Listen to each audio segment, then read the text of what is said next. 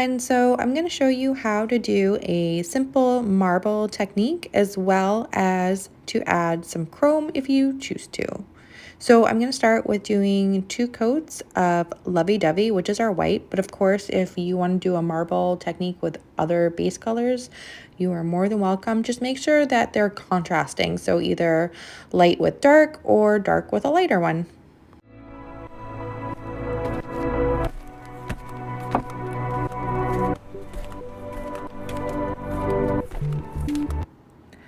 So I'm going to be adding Raven's Kiss. That's what I'm going to create the vines with. You can do gray or whatever color you choose.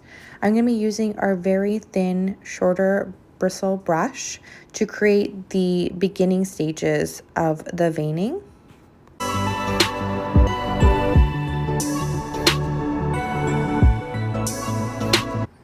As well, you're going to require 70% rubbing alcohol.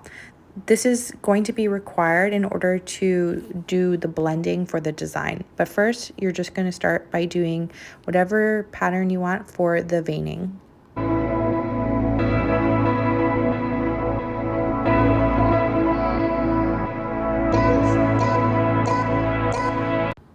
So now you're going to take a medium size or angled bristle brush, and you're going to be adding a bit of the rubbing alcohol onto your brush. And now you don't want to dab too much off. You want it to be somewhat wet going on, and you're basically just dabbing it down. So this is going to be your first layer. So you're not going to keep any of the main veining that you did. You want it just to be kind of bleeding out from it, but it sort of keeps where your veining was originally. So when you go back to create more of the veining, you're going to know where you want to put it. That's if you want it more defined.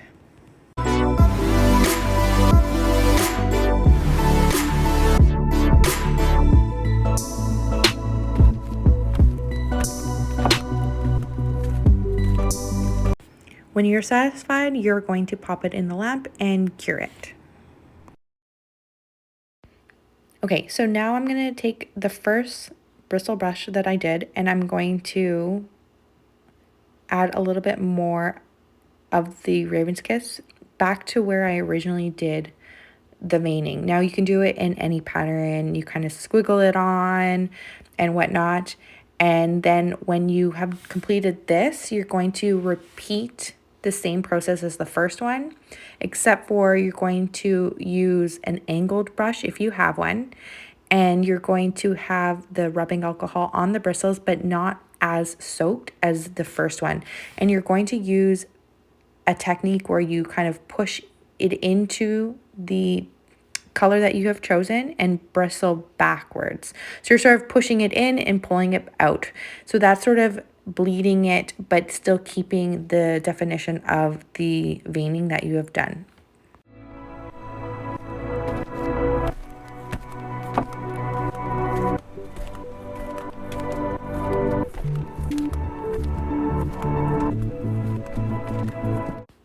Another thing that you're going to want to do is you're going to want to dab the excess rubbing alcohol onto your napkin.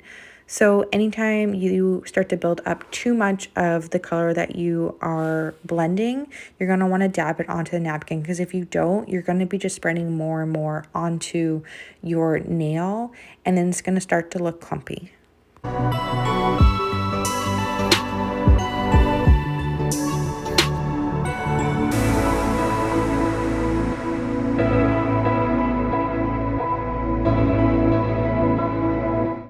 So now that your second layer has cured, it's completely up to you what you want to do. Do you want to add more definition? Do you want to add a little bit more faint veining, or do you want it to bleed it out a little bit more? This is completely up to you what you want to do. For me, I'm going to add a little bit more definition, and then I'm also going to add a little bit to the side, and you're going to see that I bleed it out. As well, I forgot to mention, when you do the second layer, when you're pushing the color back in and out with the angled brush, don't forget to do each side of the line that you have done. So you'll go from one side of the line and the other side so that it looks symmetrical on both sides.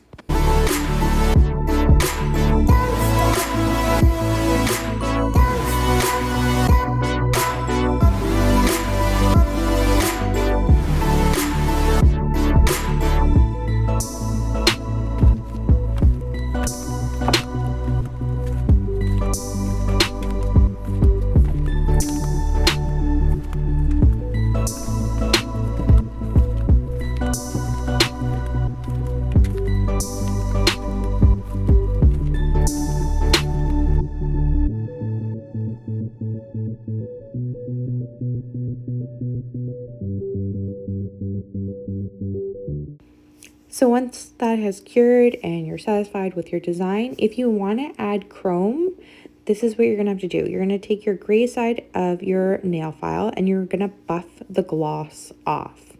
So you want to make sure that it looks matte in order to do whatever chrome design you want to do.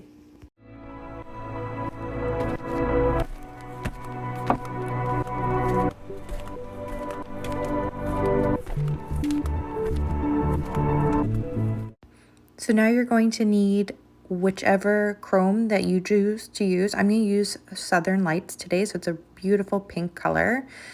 You're also going to need Clearly Frisky. So like I said before, Clearly Frisky is great to have in your back pocket, especially when you start to get into chromes.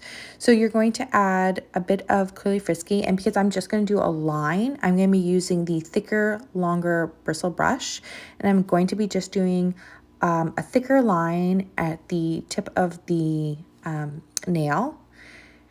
And so do whatever design you want. So then you're going to need whatever bristle brush that you require or dotting tool, so forth. Just make sure that the nail polish underneath has been completely matted by the gray side or the buffer side, because then your chrome won't stick to the design you've already created.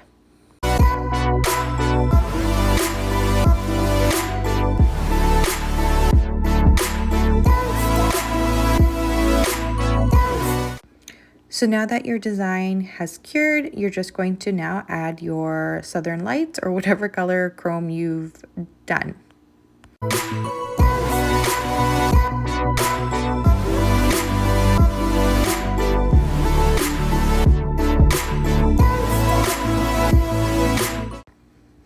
Once I've added the chrome, I take a little bit of my acetone now, and I just clean up a little bit of the flakes that may have fallen onto my nail, just so that when I do the Clearly Frisky, that I don't get any flakes into my Clearly Frisky, even if I'm doing a design, because you may want to add more designs later. So once this is done, you're going to now have two options. You can either leave the base matte and just add Clearly Frisky on top of the chrome section, or you can just add Clearly Frisky on the entire nail. I've decided just to add Clearly Frisky onto the chrome because I really like the matte look.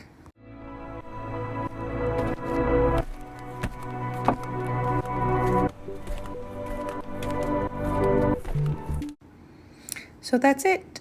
Lots of different things you can do with gel polish, and this is just one of the designs. It's actually very simple to accomplish.